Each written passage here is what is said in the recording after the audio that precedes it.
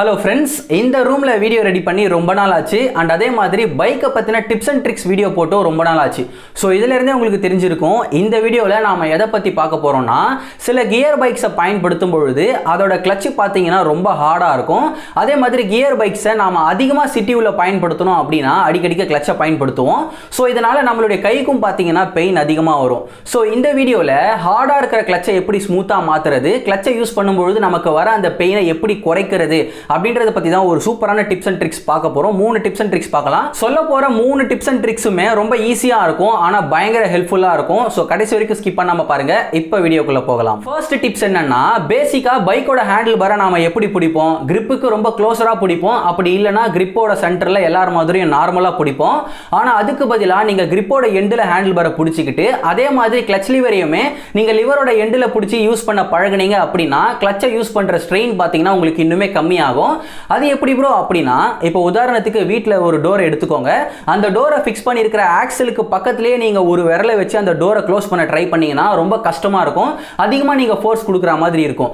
ஆனா இதுவே அந்த டோரோட எண்ட்ல ஒரு விரலை வச்சு அந்த டோரை க்ளோஸ் பண்ண ட்ரை பண்ணீங்கன்னா ரொம்ப ஈஸியா அந்த டோரை நீங்க க்ளோஸ் பண்ணிடலாம். சோ அதுக்கு காரணம் என்னன்னா, ஃபிக்ஸ் பண்ணி இருக்கிற அந்த ஆக்சல்ல இருந்து எவ்வளவுக்கு எவ்வளவு நீங்க தூரம் தள்ளி ஃபோர்ஸ் அப்ளை பண்றீங்களோ அதுக்கேத்த மாதிரி உங்களுக்கு டார்க்கும் இன்க்ரீஸ் ஆகும். சோ அதே மாதிரி தான் கிளட்ச் லிவரோட எண்ட்ல பிடிச்சி நீங்க கிளட்சை யூஸ் பண்ண பழகுனீங்க அப்படினா கிளட்சை யூஸ் பண்ற அந்த ஸ்ட்ரெயின் பாத்தீங்கன்னா உங்களுக்கு ரொம்பவே கம்மியாகும். இரண்டாவது டிப்ஸ் என்னன்னா, நம்மள நிறைய பேர் அந்த தப்பை தெரியாம பண்ணிக்கிட்டு தான் இருக்கோம் இப்போ வரைக்கும். அது என்ன அப்படினா, ஃபர்ஸ்ட் கியரை போடும்போது நம்ம என்ன பண்ணுவோம்? கிளட்சை ஃபுல்லா பிடிச்சி கியரை சேஞ்ச் பண்ணிட்டு கிளட்சை ரிலீஸ் பண்ணுவோம். செகண்ட் கியருக்கும் அதே மாதிரி கிளட்சை ஃபுல்லா பிடிக்கிறது, தேர்ட் கியருக்கும் அதே மாதிரி கிளட்சை ஃபுல்லா பிடிச்சி கியரை சேஞ்ச் பண்றது. இந்த மாதிரி ஒரு கியரை சேஞ்ச் பண்ணும்போது கிளட்சை ஃபுல்லா பிடிச்சி தான் நாம கியரை சேஞ்ச் பண்ணுவோம். அதாவது கிளட்சை பாத்தீங்கன்னா நம்ம ஆன் ஆஃப் ஸ்விட்ச் மாதிரி யூஸ் பண்ணிக்கிட்டு இருப்போம். ஃபுல்லா கிளட்சை பிடிக்கிறது, ஃபுல்லா ரிலீஸ் பண்றது. ஆக்சுவலா கிளட்சை நாம அப்படி யூஸ் பண்ணவே கூடாது. கிளட்சை நாம வால்யூம் பட்டன் மாதிரி தான் யூஸ் பண்ணணும். எவ்வளவு பர்சன்டேஜ் கிளட்ச் எங்கேஜ் ஆகணும், டிஸ்எங்கேஜ் ஆகணும் அப்படின்றத நாம தான் முடிவு பண்ணணும். இன்னும் புரியுற மாதிரி சொல்லணும் அப்படின்னா, ஃபர்ஸ்ட் கியரை போடும்போது கிளட்சை ஃபுல்லா பிரஸ் பண்ணுவோம், கியரை சேஞ்ச் பண்ணிட்டு கிளட்சை ரிலீஸ் பண்ணுவோம். இதுல பிரச்சனை கிடையாது. ஆனா second, third, fourth, fifth, sixth இந்த மாதிரி எந்த கியரை ஏத்துறதா இருந்தாலும் சரி, இல்ல எந்த கியரை இறக்குறதா இருந்தாலும் சரி, கிளட்சை நாம ஃபுல்லா பிரஸ் பண்ணணும் அப்படின்ற அவசியமே கிடையாது. கியரை சேஞ்ச் பண்ணும்போது கிளட்சோட ஃபிரிக்ஷன் ஜோன் வரைக்கும் நாம பிரஸ் பண்ணாலே போதும், கியரை சேஞ்ச் பண்ணிக்கலாம். அதுக்கப்புறம் நாம பிரஸ் பண்ற எல்லாமே பாத்தீங்கன்னா டெட் ஸ்பேஸ் தான். சோ ஃபிரிக்ஷன் ஜோனை தாண்டி நாம கிளட்சை பிரஸ் பண்ணாலும் அதனால நமக்கு எந்த யூஸுமே இல்லை, அது வெறும் டெட் ஸ்பேஸ் தான். சரி அதெல்லாம் இருக்கட்டும், இந்த ஃபிரிக்ஷன் ஜோன்னா என்ன, அது எப்படி நான் என் பைக்குக்கு கண்டுபிடிக்கிறது அப்படின்னா, நீங்க ஃபர்ஸ்ட் கியரை போட்டுட்டு கிளட்சை பொறுமையா ரிலீஸ் பண்ணுங்க. எந்த பாயிண்ட்ல உங்களுக்கு பேக் வீல்ல பிரஷர் கிரியேட் ஆகி உங்க பைக் மூவ் ஆக ட்ரை பண்ணுதோ அந்த பாயிண்ட் தான் உங்க பைக்கோட கிளட்சோட ஃபிரிக்ஷன் ஜோன். சோ அந்த பாயிண்ட் வரைக்கும் நீங்க வந்து கிளட்சை பிரஸ் பண்ணா போதும். கியரை சேஞ்ச் பண்ணும்போதும் சரி, கியரை ஏத்தும் பொழுதும் சரி, கியரை குறைக்கும் பொழுதும் சரி. அதுக்கு மீறி நீங்க கிளட்சை பிரஸ் பண்ணி தான் கியரை சேஞ்ச் பண்ணணும் அப்படின்ற அவசியமே கிடையாது. அந்த ஃபிரிக்ஷன் ஜோன் வரைக்கும் நீங்க கிளட்சை பிரஸ் பண்ணாலே போதும், கியரை தாராளமா ஏத்திக்கலாம், குறைக்கலாம். உங்க பைக்கோட கிளட்ச் ஃபிரிக்ஷன் ஜோனை நீங்க புரிஞ்சுக்கிட்டீங்க அப்படின்னா அதை பயன்படுத்தி நாம நிறைய விஷயம் பண்ணலாம். அதை பத்தி தனியா இன்னொரு வீடியோல பார்ப்போம்.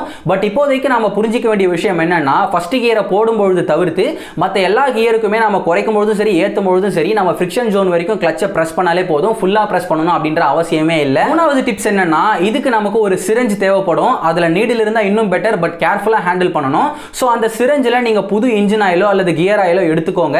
இப்ப கிளட்ச் லிவர் கிட்ட இருக்கிற அந்த கிளட்ச் கேபிளோட ஸ்டார்டிங்ல பாத்தீங்கன்னா நீங்க டிராப்பா ஆயில விட்டுட்டு கிளட்ச் லிவரை பிரஸ் பண்ணி ரிலீஸ் பண்ணுங்க. எவ்வளவு நேரம் இதை பண்ணணும் அப்படின்னா, கிளட்ச் கேபிளோட இன்னொரு எண்ட்ல அந்த ஆயில் வெளியே வர வரைக்கும் பண்ணணும். இந்த மாதிரி பண்ணீங்க அப்படின்னா கிளட்ச் வந்து யூஸ் பண்றதுக்கு ரொம்ப ஸ்மூத்தா இருக்கும். அப்படின்னா கிளட்ச் கொஞ்சம் ஹார்டா இருக்கிறதுக்கு ஒன் ஆஃப் த ரீசன்ஸ் பாத்தீங்கன்னா கிளட்ச் கேபிளுக்குள்ள ஏற்படுற அந்த ஃபிரிக்ஷன் தான். சோ ஆயில் அப்ளை பண்ணி அந்த ஃபிரிக்ஷனை நாம குறைச்சிட்டோம் அப்படின்னா கிளட்சை யூஸ் பண்றதுக்கு ரொம்பவே ஸ்மூத்தா இருக்கும். பர்சனலா நான் இதை வந்து ரொம்ப வருஷமாவே ஃபாலோ பண்ணிக்கிட்டு வரேன். எப்பெல்லாம் நம்ம பைக்ல கிளட்சை யூஸ் பண்றதுக்கு ஹார்டா இருக்கும் அப்ப நான் இந்த மெத்தடை யூஸ் பண்ணுவேன். சோ இந்த மாதிரி பண்றதுல கட்டாயமா சொல்றேன், உங்க கிளட்ச் பாத்தீங்கன்னா ரொம்ப ஸ்மூத்தா இருக்கும். சோ உங்களுக்கு ஸ்ட்ரெயினே ஆகாது. ஓகே, இந்த வீடியோ மூலமா உங்க பைக்கோட கிளட்சை எப்படி பட்டர் மாதிரி ஸ்மூத்தா மாத்துறதுன்ற ஒரு 3 சூப்பரான டிப்ஸை பார்த்தோம். சோ இதை பயன்படுத்தி பார்த்துட்டு கமெண்ட்ஸ்ல வந்து சொல்லுங்க இது உங்களுக்கு ஹெல்ப்ஃபுல்லா இருக்கா இல்லையா அப்படின்றத. இந்த வீடியோ பிடிச்சிருந்தா like, share, comment and subscribe பண்ணி நம்ம MTN's ஃபேமிலில ஜாயின் பண்ணிக்கோங்க. என்ன இன்னுமே இன்ஸ்டாகிராம்ல ஃபாலோ பண்ணாம இருந்தீங்கன்னா மறக்காம இன்ஸ்டாகிராம்ல ஃபாலோ பண்ணிக்கோங்க. அடுத்து இன்னொரு யூஸ்ஃபுல்லான வீடியோஸ்ல உங்களை வந்து பார்க்குறேன். கர்மாவை எதிர்பார்க்காம உதவி செய்யுங்க. மற்ற எந்த விஷயத்தை செய்யறதா இருந்தாலும் கர்மாவை எதிர்பார்த்து செய்யுங்க. Love you MTN's. நன்றி.